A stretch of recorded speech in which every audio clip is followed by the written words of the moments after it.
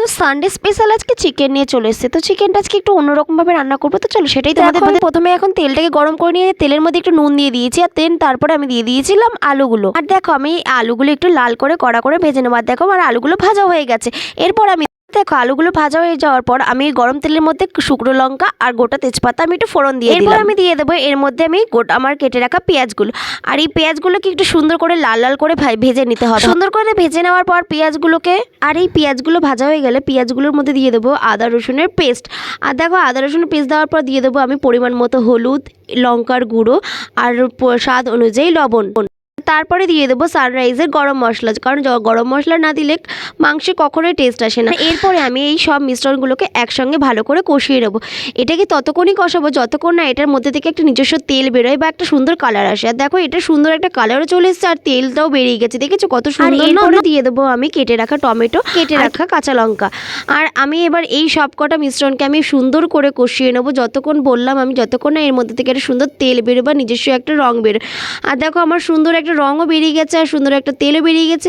এবার আমি এর মধ্যে দিয়ে দেবো এর মধ্যে আমি এবার মাংসগুলো, এই মাংসগুলোকে সব কটা মাংস টুকরো দিয়ে দেওয়ার পর এটাকে আমি আরও সুন্দর করে কষাবো। আর বেশিক্ষণ যতক্ষণ মাংসটাকে বা যে কোনো জিনিস, যে কোনো রান্নাকে যতক্ষণ ধরে কষানো হবে সেই রান্নাটার তত বেশি স্বাদ হবে। আর দেখো আমি সুন্দর করে কষিয়ে নিচ্ছি। আর দেখো কত সুন্দর এখনই একটা কত সুন্দর কালার চলে এসছে, তাই না? আর এই দেখো তোমাদের সাথে কথা বলতে বলতে আমার মাংস রান্নাটাও প্রায় শেষের দিকেই হয়ে এসছে।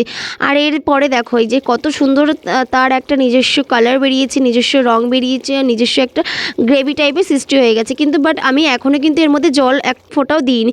এটা হলো মাংস সম্পূর্ণ নিজস্ব যেটা জল ছিল সেই জলটাই বেরিয়ে। আমি এবার মাংসের মধ্যে গরম জল ইউজ করব বলে আমি গরম জলটাও ফুটিয়ে। মাংস কষা হচ্ছে, মাংস কষা আমি খাবো না সেটা কখনো কি হতে পারে? তাই দেখো বাটির মধ্যে আমি এখন 3 পিস মাংস খেতে যতটা ভালো লাগে, মাংসের ঝোল যতটা না ভালো লাগে তার থেকে আমার মাংস কষা বেশি খেতে ভালো লাগে। গ্রেভি তো নিতেই হবে, তাই না? এত সুন্দর দেখতে হয়েছে, খেতেও জানি না কত সুন্দর হবে। হ্যাঁ, কিন্তু এখন বলতে পারি খেতে অসাধারণ হয়েছিল। জাস্ট আমার এখনও জিভে জল চলে আসছে, তোমাদের আমি কি বলবো। আর তোমরা হয়তো অনেকেই ভাবে যে আমি কেন মাংসের মধ্যে গরম জল ইউজ করছি। আমার মতে বলে বা আমার মনে হয় যে মাংসের মধ্যে গরম জল ইউজ করলে হয়তো রান্নার টেস্ট একটু অন্যরকম চলে আসে। দেখো আমার মাংসটা প্রায় শেষের দিকে হয়ে এসছে আর পুরোপুরি শেষের দিকেই হয়ে এসছে।